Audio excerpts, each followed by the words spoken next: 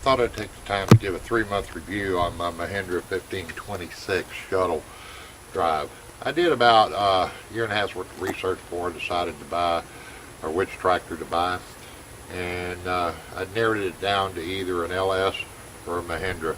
A lot of reasons for that. Those two tractors, the other ones out there don't compare. I mean, Kubota doesn't come close. John Deere doesn't come close.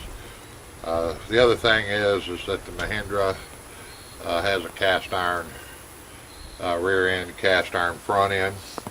A lot of the Kubotas and John Deere's in this size class, which is a compact tractor, have aluminum. And I guess they do that to save weight. But you don't really want to save weight in a tractor. You want it as heavy as it can be, and you also want it as strong as it can be. This has got a extremely large, I don't know if you can see it in the video, extremely large cast iron front end with all of the steering linkages and everything behind it to protect it when you're plowing through brush. The rear end is cast iron as well. I purchased a tractor with the backhoe and a brush hog. The front end loader, backhoe, and brush hog with it. The backhoe is a underframe mount that's a quick attach on the back. It's extremely easy to take off and put back on. Really surprisingly how easy it is. The other thing that I had insisted on was that the backhoe had the capability of lifting the tractor off the ground. Excuse me. I've run a lot of backhoes throughout my life, the larger ones in the construction type size and stuff like that, and so I've learned how to move a tractor around while you're digging using the backhoe. But it's imperative that the backhoe's capable of picking the tractor up to be able to do that. This is. It also digs really good for the size. It doesn't have the power of the big commercial ones, but that's not to be expected. It does everything that I want it to do. Really, the only thing I did not like about this particular tractor was the way that they had the exhaust. It's down here. Again, hopefully you can see this on the video.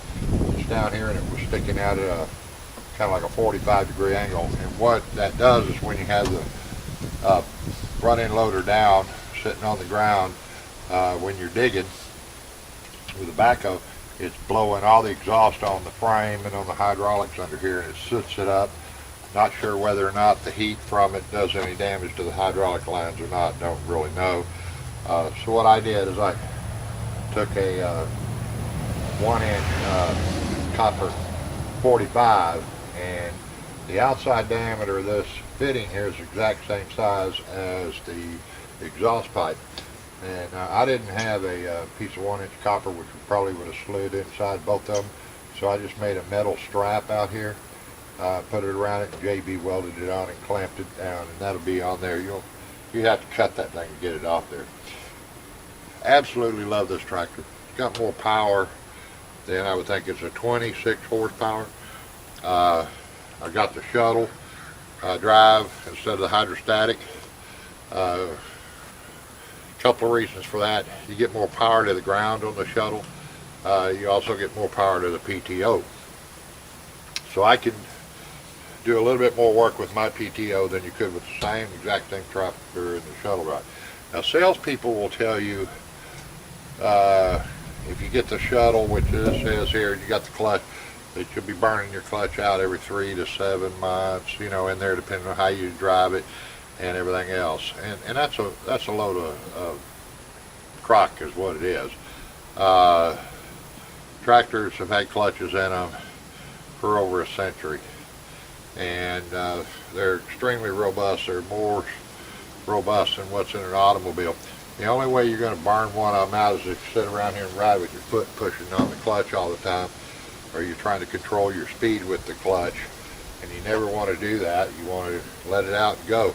The only time you want to feather this clutch is when you're not under a heavy load and you're in very low gear and you're trying to creep up on something like up high or whatever else to get in, or down low to get in. You don't need to bang into something behind it. But beyond that, you just let it out and go.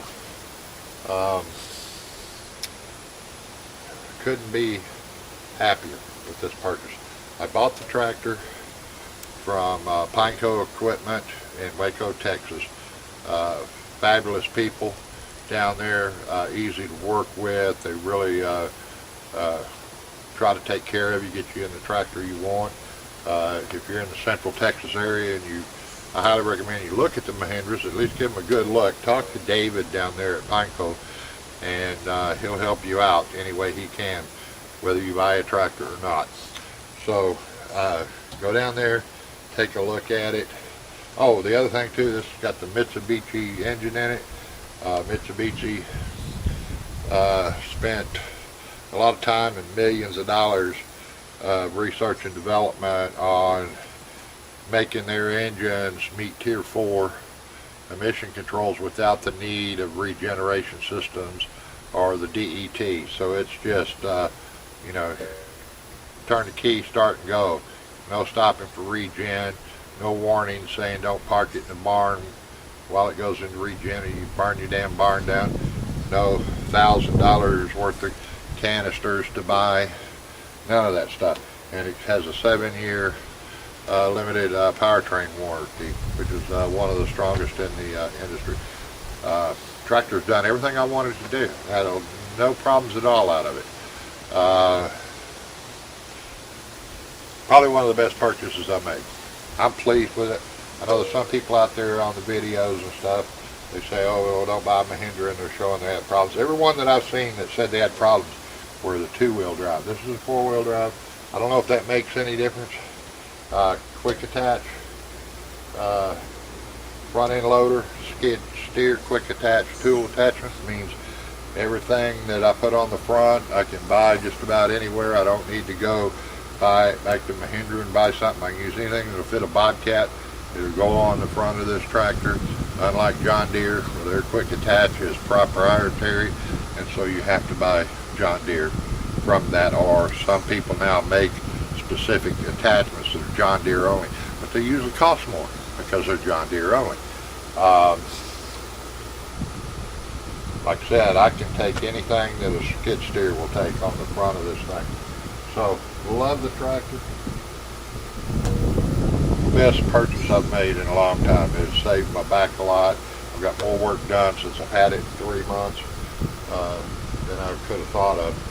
Got about 28 hours on it, so I got about another 22 hours until I do my 50-hour service on it. Then after that, the next major service is about 300 something hours out. So, and it'll take me years to put that on there, probably. Anyway, love the tractor. Give them a look. Go look at these tractors. It's a compact tractor.